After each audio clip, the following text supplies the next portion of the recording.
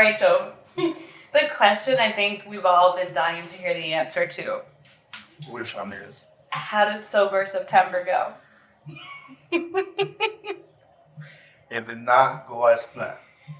I guess it was my fault for thinking that I could go sober on the most alcohol-induced month of the year.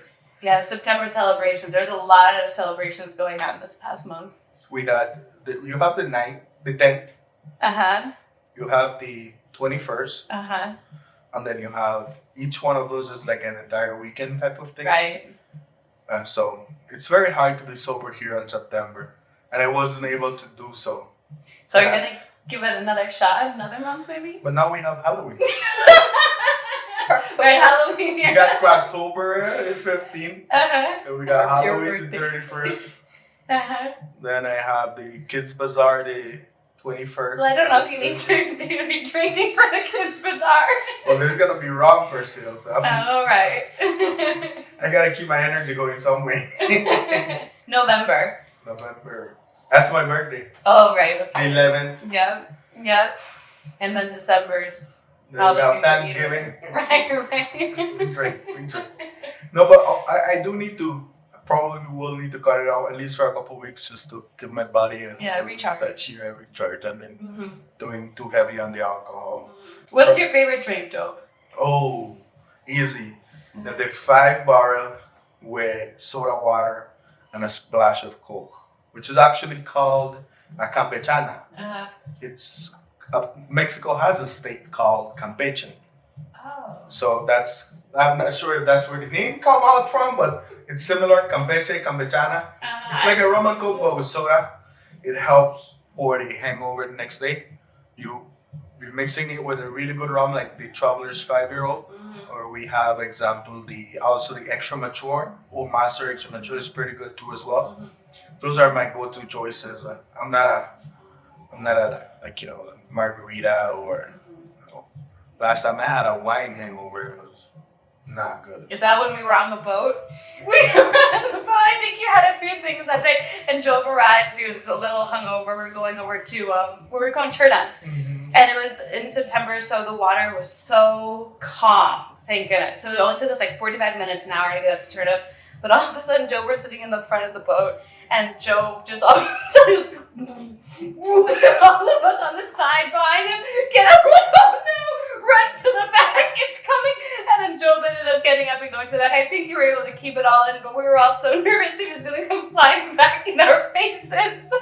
But I think that's when he maybe mixed the night before, you were saying. I mixed too much stuff. We were at Crocs, right? I was at Cynthia. We did so much that day.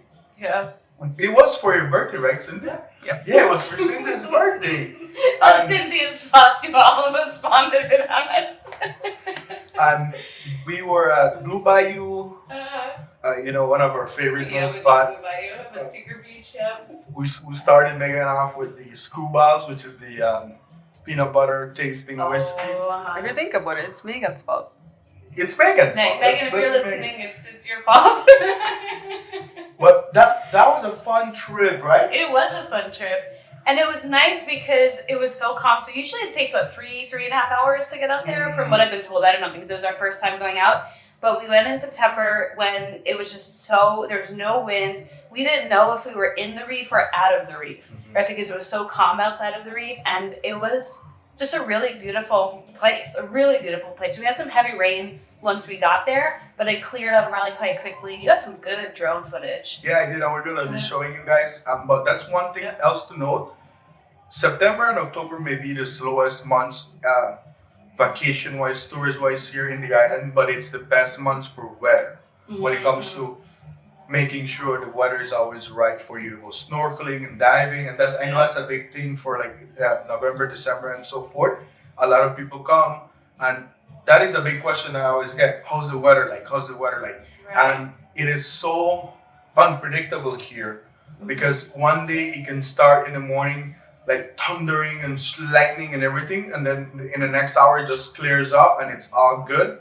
Or the weather app can tell you tomorrow is gonna be sunny and what's not, and you wake up and it is, and then it just turns the other way around. And sometimes, unfortunately, people have to postpone or reschedule their tours and snorkelings and diving because they won't go on a bad weather and a rough day. So if you do want to come here and enjoy a good weather for snorkeling, diving, all that stuff, September and October are probably the safest months you can come because the water is just like a glass, just beautiful. And the boat ride was so nice. And I heard so many horror stories about going out of the reef because the water gets so rough and I was not looking forward for it. But thankfully we did. And we went on a pretty big boat too as well. Yeah. So that was your first time going outside the reef, like island hopping? The first time to Trinidad. I feel like I've been outside the reef before, but I get really bad motion sickness. So I know I was like hopping boating before going because I was like, I don't want to make this trip miserable. But it really ended up being quite nice. And so I feel like I've been outside the reef before for some fishing, but don't tend to necessarily enjoy it because it is quite choppy most of the time. But and you remember the last time we went to St. George's Key? Oh yes, that's right. That was September as well. Yeah, that was no, that was in September. Yeah, so first we went like the day before St. George's Key Day. No. We were on St. George's Key Day, huh? Last year, not this year, but last year. Yeah. But that day the weather was really rough. Was it? Yeah, remember I took my drone and I couldn't fly because I wanted to drone St. George's Key, but I couldn't because the weather was rough and the wind was rough. So that was that. That was my first time outside the reef, island hopping. But I really preferred this one here, the one from Trinidad. And did you see the pictures that Travel Belize posted about the Half Moon Key? Someone posted it and then Travel Belize reposted it, and you can see the Half Moon Key in its entire beauty. I think that should be our next island. Well, I don't know if you've been down to Placencia before, but one of our friends has a tour company down there, Sandy Cove, Belize, and they are awesome. But we ended up going to King Louis Island, I think it was Ranguana, and I don't think we made it to the third because the weather was a little bad, but the islands down south are quite nice too. But even here around Ambergris, because a lot of the time I think we tend to just go to Key Cocker or go to Secret Beach, there are some nice little spots around here that are worth going to. Because the big thing is to a lot of people, especially if they're coming down from the traveling perspective or the tourism perspective, they think Ambergris Key is at this place with really stunning beach lines like Aruba or Bahamas, and they get here and they're like, oh, there's sargassum and seagrass. Yes, there is sargassum and seagrass because a lot of the focus on the island here is getting out of the water, right? Diving and snorkeling because we're so close to the reef there. So I think that it's just a good reality check for people. Yes, Secret Beach is really beautiful, and there are spots along the coast here, but absolutely, check out other places too. Absolutely, I think that leads us to one of our things that we're going to be talking about is the visiting here and getting as a real estate agent. I keep telling people, come down here. Yes. And when you come here, you're going to be coming with different eyes than when you're transitioning to migrating here and then possibly becoming a resident, and then if you reach the point to citizenship. But there's different eye focuses that people see the island as they progress through Belize. And one of the first ones, obviously, is when they visit first and the expectations that they have. And I always tell everyone, come down, see it for yourself. You gotta spend at least a weekend in San Pedro to really kind of get a good feel of it. Especially if you're gonna live here or spend significant time here. And if it's a vacation, 4 or 5 days is probably good. But if you want to actually live here, even more than that. But I understand it's hard to get away for longer. Absolutely, and I've had clients who have come and they've been, came here, stayed a couple months, and then they realized that the island wasn't for them. Yeah. And that's fine. It's not for everyone. Yeah. But it's about you finding your right spot too as well. And when you visit here, you realize that there's so many great places to go, and not just here in the island, but also in places like Key Cocker as well, which is our sister island. And that's one of the things we're going to be touching base on. Where is your favorite place for your job?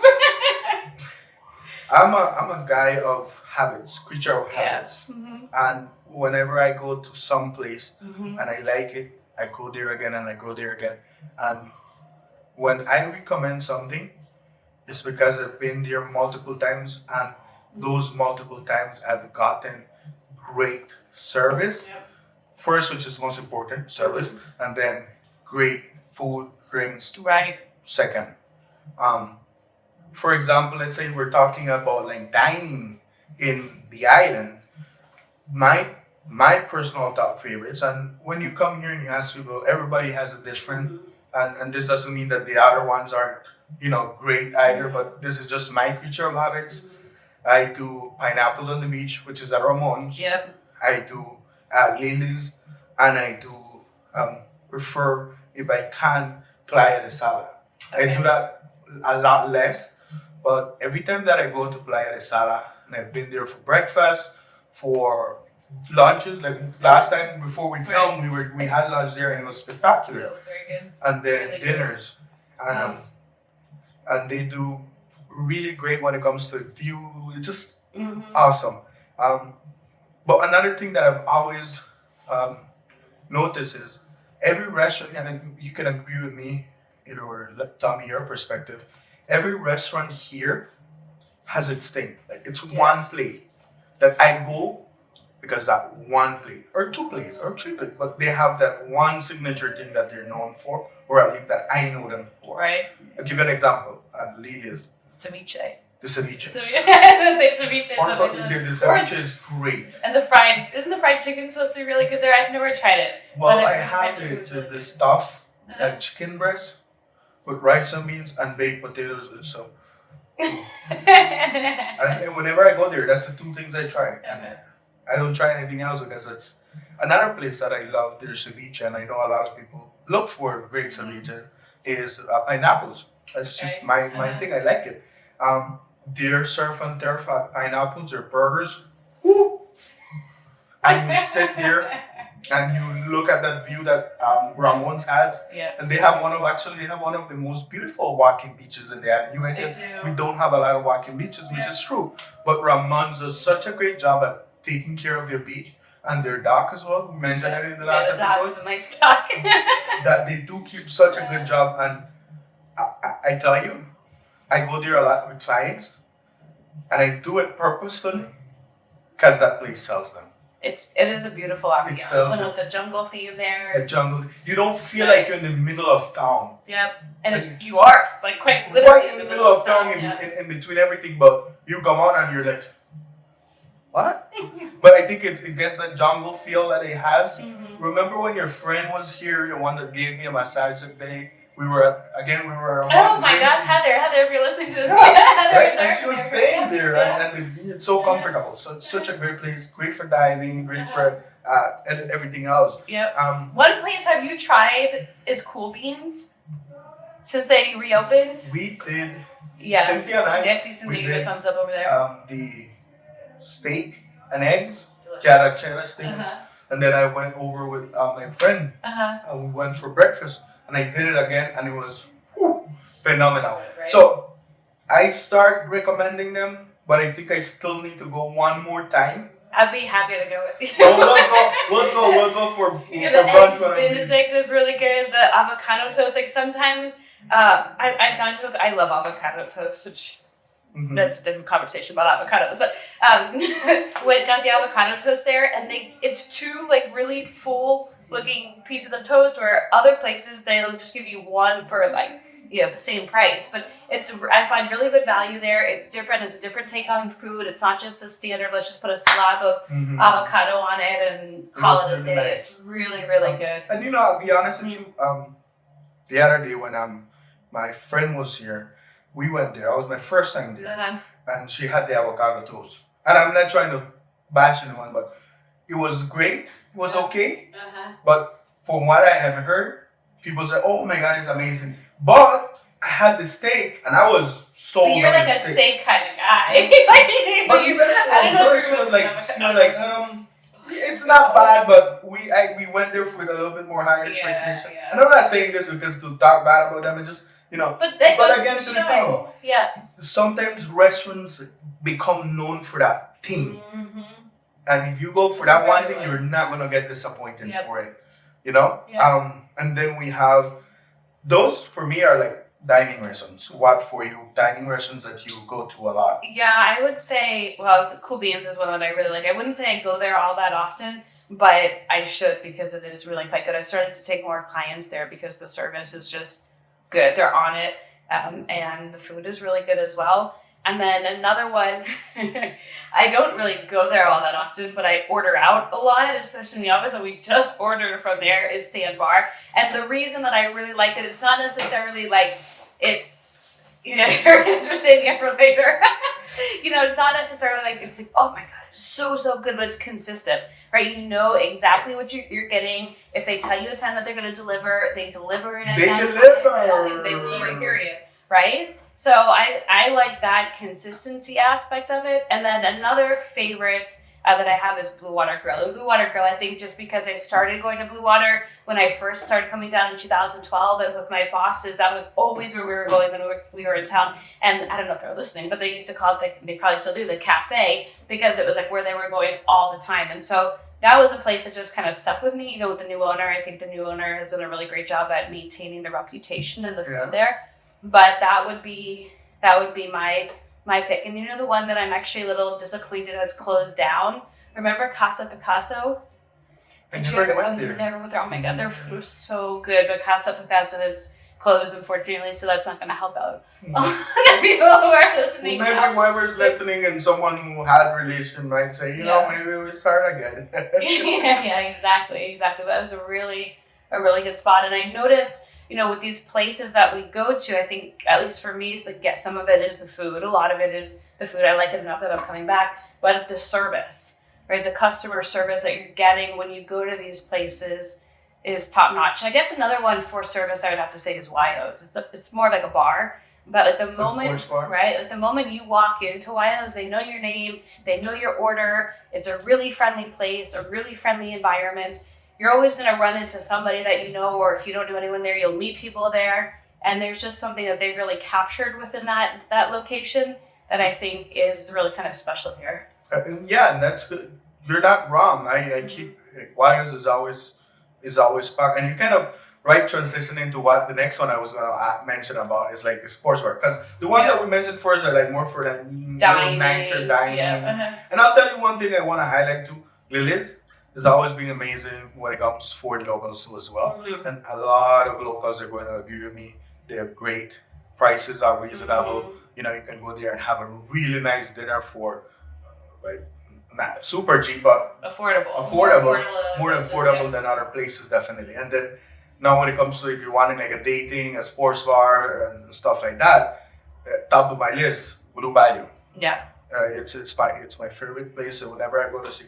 The other day, it's more of a bar restaurant, casual restaurant. I don't think they have TVs. No. They're at Secret Beach. It's not like don't go up there if you're expecting to watch like the Chiefs game or a Broncos game or something like that. They don't have sports, but it is a nice ambiance from just the casual bar perspective. The other day I went with clients and they were closed, and I forgot, and then I saw Megan post and she's like, "Oh, we're gonna close today," and I'm like. Secret Beach for me doesn't feel like Secret Beach without going to Blue Bayou. And this is another thing about developing those type of relationships with those places. As I walk in there, I don't need to say my order. Those guys know me. Yep. So what is your usual at Blue Bayou? My usual at Blue Bayou is obviously the Campechana. Right, of course. Sometimes they do double check whether I wanted the Coke, I just want the soda.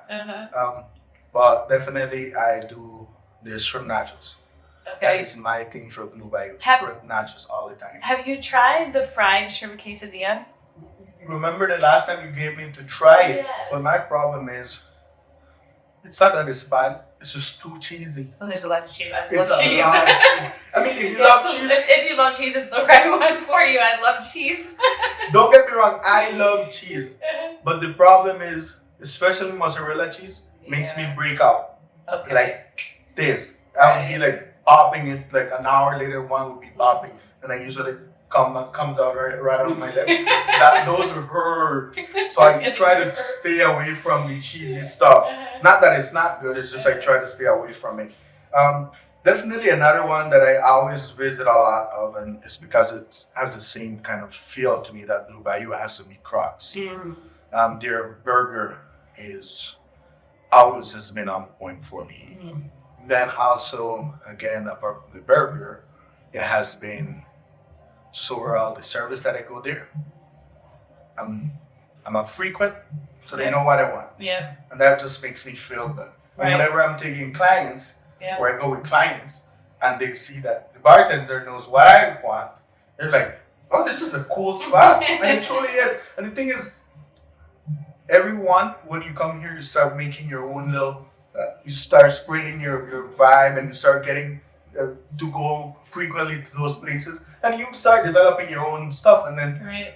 you know, if that's not your place, that's fine. Right. It's our place, and we love it. Right. Well, and I guess I should have said Crocs. Well, no, I'm not going to be biased to it or anything, but it is really quite good. And I think since I haven't worked on the menu, they redid the menu about, I don't know, 3-4 months ago. I find more of the food that I like, right? I remember at one point Ivan was like, oh, you don't, he'd ask me before coming home, oh, do you want me to bring anything home from work for you for dinner? I'm like, nah, that's Who's okay. Ivan? Full Ivan's my disclosure. partner. Full disclosure. Who's Ivan? Yeah, he owns Crocs, but he's also my fiance. And so he's like, you want me to bring anything home for you? And I'm like, no, I'm good. And meanwhile, I'm just like pouring Cheerios in a bowl, eating it for dinner. But he's like, you just don't like our food, do you? And I was like, well, it's just not that I don't like it, but I just don't need wings, and I don't need, Cheese the sticks. the cheesy sticks. Though they are They are good, but there's again, cheese. a lot of cheese. You gotta share that with friends. You gotta get a couple of people because they are quite big. But the food there, I've really enjoyed the food over the last few months there. But you do know I've been, as I do my rounds and I talk to people, I meet people, I have heard stuff about, and this is something that I want to do, because if I have a platform to get that word out, I want to. Yeah. I've had a lot of feedback from locals on places that don't particularly take well to locals, or that I say, yeah, I love this place because the customer service is great and what's not. And then they tell me, really? And then they give me their feedback, and they're just like, oh, I didn't know that. And I think it's very important for if you work at a restaurant, at a bar, and you have locals come to your place. I can get it. Some locals will not be able to tip as well as tourists, but understand that that local will drive business to your place if you treat them well. Yeah. If I have my people at the places that I go, and whenever I send someone, because if they're asking me, it's because they trust my judgment. Right, and you recommend it. And I You say recommend it, yeah. and I tell them, ask for this person, Yeah. he'll take care of you, tell him Joe sent you, and they will automatically, know, okay, these are Joe people. But if you do not handle your locals properly, your place will probably you'll still be operating. Right. Because there's a lot of business opportunities here.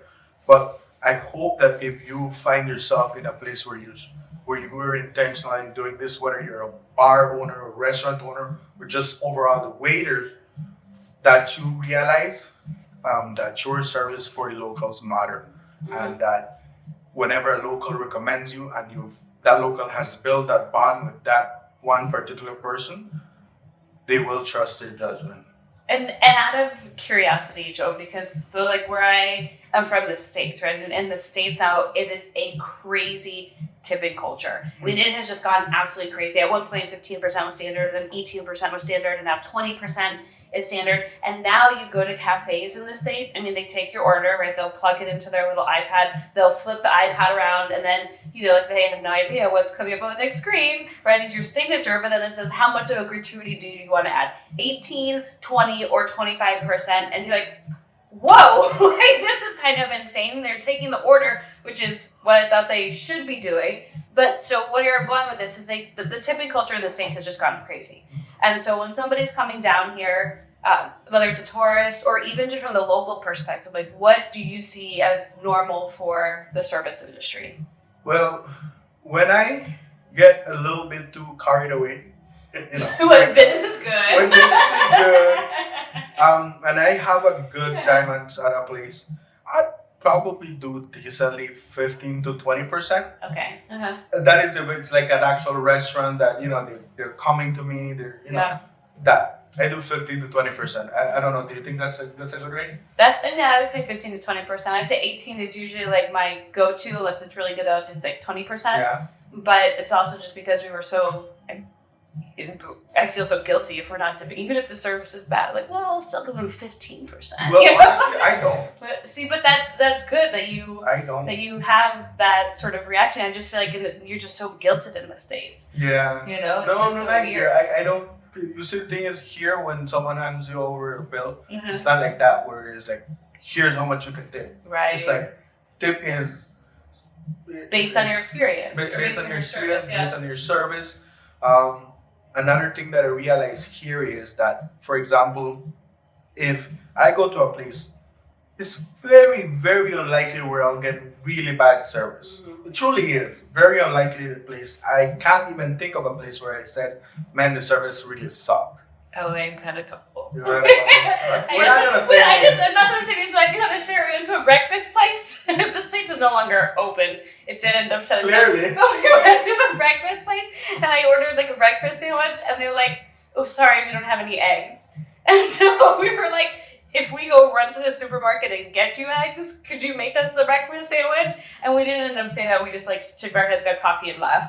Right? But at the end of the day, it was like, this is a breakfast place. Like, you have egg sandwiches, you have fried eggs on your menu. Everything is centered around eggs, or most things are. So there were some places like that. Another cafe I went to in the morning, you were there actually, but I wanted, they have mimosas on the menu. And so I was like, oh yeah, of course I want a mimosa. Remember this? And they were like, oh, sorry, we don't have orange juice. And they were literally right around the corner from The shop is literally Hacienda. right And there. I think one of us got up and like went to go get the orange juice to bring it back Yeah. to make the mimosas. So there are places like that where I was just like, you can just walk 10 steps and that's make one- the client happy, right? Yeah, and that's one next thing that I want to highlight, and I know we're having local viewers local Yeah. house. If you work at a spot and there's something, I get some places the management might be suck or the person who's in charge of buying the stuff, Sure. but just think around the box. Mm-hmm. Just think around outside the box. Mm-hmm. Make it happen. Do whatever you can to make it happen for your client. Right. If it's on your ability to do so, if it's not, well, it's understandable. It's not on you, probably whoever is in charge of buying. Because I used to work at LC Distributors Yes. for 6 years. Okay. One thing about working at a liquor store is you deal with all sorts of people. You deal from the nicest human beings to like the complete A Karens, like H Karens. Yeah. And that depends on how much alcohol they've had. But, and I do know, and probably my coworkers can testify with that I was always the one put in front when there was a difficult client inside, because I've always had that customer service thing. You kill it with humor. You just like, kill it with yeah, humor, yeah, just, exactly. just let it go and what's not. And I realized that if we didn't have something, I would tell them, it's because we had a lot of repeat customers. They would come in and order that maybe we didn't have it in stock. I'd go to the store and go to our competition and buy it. And even if we're not making a profit on it, Right. I would sell it just because my boss would always tell me they will come back. Yeah. And the last thing you want is for them to go to your competition, because then they might find what they love there and they're not going to come back to you. Yep. So that's one of the lessons that my employer back then taught me. If the customer is obviously, some of the customers come across very entitled, Right. but if the customer is coming across in a nice manner and you do whatever you can, and trust me, working there, I was always very nice with people. But if I knew you were a big tipper, trust me, I'm going to go above and beyond Right. for you. And that's the thing. Because I know I work as well. Obviously, we all want to make money, right? I know you're a big tipper. I'm going to go across above and beyond for you. That is my message to the locals. Do whatever you can to make people love you, make people love wherever you work. Or, this is the next thing. You might not love where you work. I get it. There's some places that are not the best. But if you are standing out and you are loved as an individual, no matter where you go in this island, people are going to go wherever you're working because they like you. Yeah. And I have a couple characters that I know that they move from place to place Right. every now and then, and people go to that bar or go to that restaurant just because of that person or a tour guide or so do build your own brand as a local, build your own brand, be the best you can be at customer service because it will be a rewarding experience. It will, and we were talking about this earlier. Is there was a bar. There's a bar here with a bartender that was really well known, really well liked, and he ended up needing some surgery, and the surgery costs were just absolutely astronomical. And the community came together to have fundraisers for him to help pay for the medical bills. They were doing so much to really help support this bartender because they like him as an individual. And I got the chills. I remember when we did a blood donation and there was a handful of us that went, I don't know, maybe 20, 25 of us that went from San Pedro to Belize City to go donate blood for him. And it was just so neat to see the community really come together for that. And I think, from my perspective, that's something that I really appreciate about living here, right? I am a foreigner, like I tell you that I'm the gringa, I get it. But what I found here, and one of the big reasons I've enjoyed staying here, is because of the people and the network and the community and the relationships that you end up building. And you know that you have people that'll have your back and support you when you're going through tough times. So a lot of it, like we were saying, comes back to the service industry and service and how you treat others. And Absolutely. feeling good. And it does lead to one of our next things that we wanted to talk about is if you're coming here and visiting, right? You come here as a visitor and everything, if you're looking at it from a vacation standpoint, everything is just so magical and everything just flows. Like what they said, the rose-colored glasses. Rose-colored glasses just flows. If you go from visiting to migrating, whether you're coming here for a couple weeks, longer time to figure out if this is a place for you, a couple months, you're migrating. I know this is a thing back in the States about being Karen, being a Karen.